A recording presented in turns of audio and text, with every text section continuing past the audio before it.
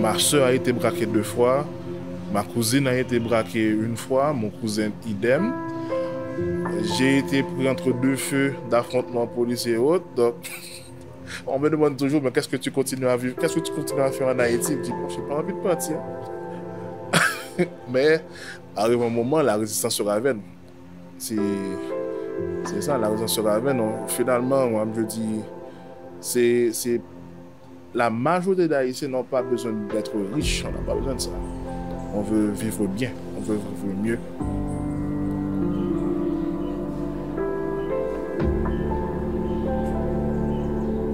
J'ai l'habitude de voir qu'on tuait des gens, j'ai l'habitude de voir des corps par terre, j'ai l'habitude de voir des cadavres brûlés, donc j'ai l'habitude de tout voir en fait. Tu vois, j'ai l'habitude d'entendre des détonations, de toutes sortes de détonations.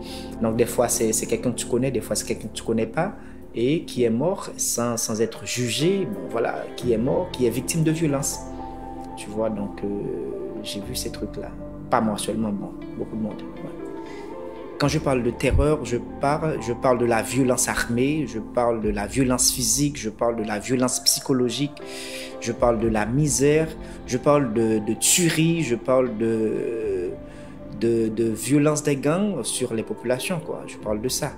Parce que bon, c'est presque régulièrement qu'il y a de simples citoyens donc, qui sont victimes de tirs croisés ou qui sont victimes exprès, ou qui sont des victimes collatérales. Donc, tu vois, donc c'est vraiment une terreur. Par exemple, tu es chez toi, tu es stressé, tu ne sais pas si tu vas passer la journée. C'est ça, donc il y a des zones que tu ne peux pas fréquenter. Si tu mets les pieds là, tu es mort. Il y a plusieurs groupes armés appelés gangs qui occupent la quasi-totalité des quartiers de la capitale. On estime à plus de 90 groupes armés qui sont présents en Haïti et plus de 80% concentrés dans la capitale elle-même. Au niveau périphérique, presque tous les quartiers sont déjà occupés, contrôlés par des gangs et la population ne peut plus y vivre. La population a fui, a quitté la périphérie pour aller au centre même de la capitale. Et aujourd'hui, les gangs commencent à s'installer dans la capitale. Et du coup, cette population victime 2 fois ne sait plus où aller. Ces groupes armés se battent entre eux ou s'ils se battent contre la police parce qu'ils veulent gagner du territoire. C'est quoi l'intérêt de gagner du territoire? Parce qu'il faut payer des taxes, tout ce qu'il faut, les commerces, les industries, les usines, les écoles, les hôpitaux, pour fonctionner, il faut payer des taxes à ces groupes armés.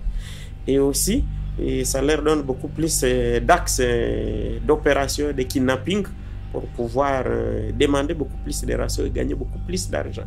C'est ça qui explique aussi la peur de la population, parce qu'il y a des kidnappings, il y a des viols, des tueries.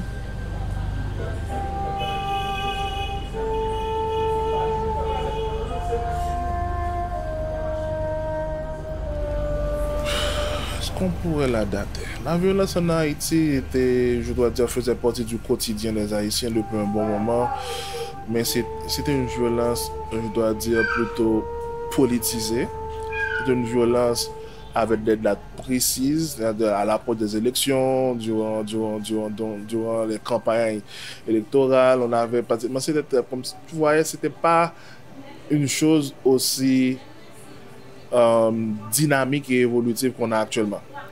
On a vu progressivement cette transformation, cette mutation des zones de non-droit en véritable cancer social, des zones qui se sont développées et d'autres zones qu'on disait vivables sont devenues aussi des zones de non-droit. C'est comme si pour sortir de chez soi, il faut demander la permission à un chef de gang. Aujourd'hui, une fois qu'on est dans la rue, on ne se sent pas en sécurité. On ne se sent pas en sécurité et on ne va pas sortir très tôt. On va vraiment attendre qu'il soit 7 heures, que le soleil se lève. Et une fois qu'il est 4 heures, 5 heures, tout le monde s'empresse pour entrer parce qu'il n'y a aucune zone où une personne est à l'abri des kidnappings. Donc, c'est n'importe quel trajet qui est stressant aujourd'hui et pour la population haïtienne. Récemment, il y a un camarade qui a reçu une balle perdue dans sa maison, encore une fois. Un étudiant d'une entité de la faculté de l'État, de l'Université d'État d'Haïti, en pleine rue, a reçu une balle à la tête et a succombé à sa blessure. Donc, ça fait partie vraiment de notre quotidien.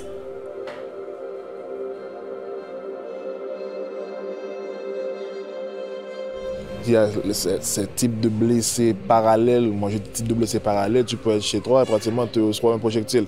Pour ceux qui s'amusent à tirer en l'air et à les retomber. Et aussi, pratiquement, les zones voisines d'un affrontement, quelqu'un peut recevoir une balle.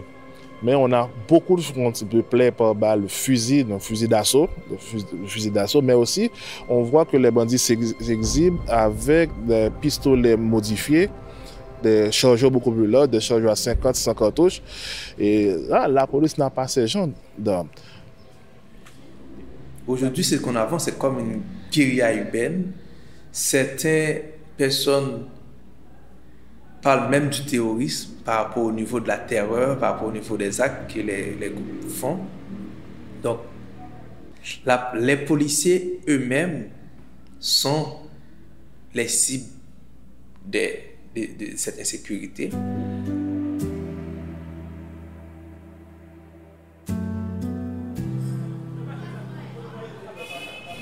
J'ai déjà vu un projectile provoquer une perte osseuse de 10 cm. Quasi une amputation. Et la personne n'avait reçu qu'un seul projectile. J'ai déjà eu un cas où la porte d'entrée faisait 6 cm et la porte de sortie faisait 20 cm. Donc voilà ce type de dégâts que peuvent faire ces projectiles. Parfois, on a des patients avec une porte d'entrée pratiquement 2000 cm et dans une sortie de 10 à 15 cm. Tout dépendamment du projectile utilisé, dépendamment de la distance. Mais là, nous parlons de violence faite par armes à feu, mais aussi la violence qui est faite par les armes blanches. Machette, couteau, armes blanches improvisées. Actuellement, les gangs, si tu regardes une carte de Port-au-Prince, tu verras que la disposition du territoire des gangs, pratiquement, c'est tout autour de Port-au-Prince. La sortie de Port-au-Prince, ou bien l'entrée de Port-au-Prince est contrôlée par les gangs. Donc les gens ne se déplacent pas du tout. Il n'y a pas les camions de marchandises, d'agriculture qui laissent les provinces pour se rendre à Port-au-Prince. Ça ne se fait pas parce qu'ils se font taxer lourdement. Et que ce soit dans le sud, que ce soit dans le nord, c'est sous contrôle. Donc, les gens ne circulent pas. Et tu as cette poche de violence en Haïti et à Port-au-Prince qui jamais ne se calme. On ne peut pas dire aujourd'hui que la vie sociale est seulement réduite. Ça n'existe quasiment pas. Par exemple, les artistes, par exemple, ils ne perfectionnent plus en Haïti. Soit aux États-Unis, soit à la République dominicaine. Avant, il y a des activités, des festivités qu'on fait, etc. Ça n'existait plus. Par exemple, à un moment, je réfléchissais à acheter une voiture. Je me suis dit, mais la majorité des gens qui sont kidnappés sont en voiture. Donc, je ne le fais pas. Avant, moi, j'aime la danse. J'aime danser avec ma femme, etc. Je ne sors plus. Ça n'existait plus. La vie sociale, ça n'existait plus. Parfois, on a l'impression, on a envie de sortir avec l'enfant, une fois quelque part d'autre, aller acheter une crème, etc. Sortir de ces cages qui est la maison. Ça n'existait plus. Donc. Il n'y a plus aucune vie. Quand on fait que aller travailler, retourner à la maison, qu'aller travailler, retourner à la maison, c'est pas la vie, ça. C'est pas la vie. C'est très dur.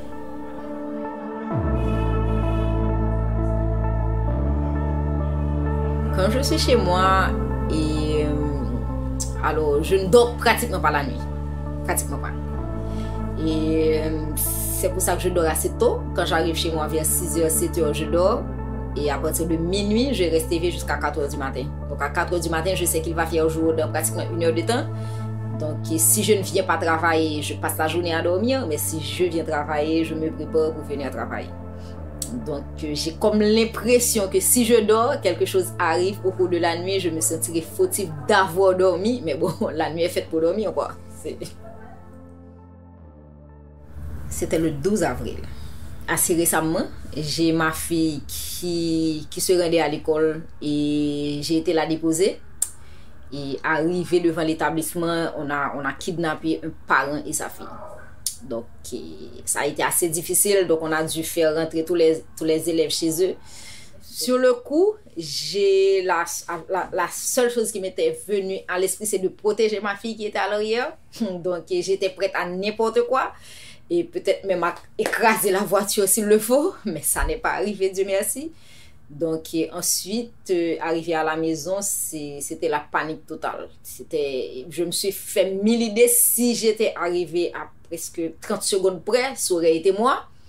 Et parce que la voiture était devant moi. Donc,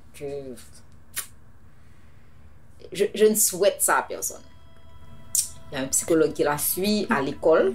Donc, elle essaie de se remettre un petit peu, mais la seule phrase qu'elle aime, c'est pourquoi elle ne peut pas vivre dans un pays où elle peut avoir des loisirs, où elle peut sortir avec ses amis, où elle peut aller prendre une crème à la glace sans qu'elle n'ait à voir ou bien à entendre le son des balles.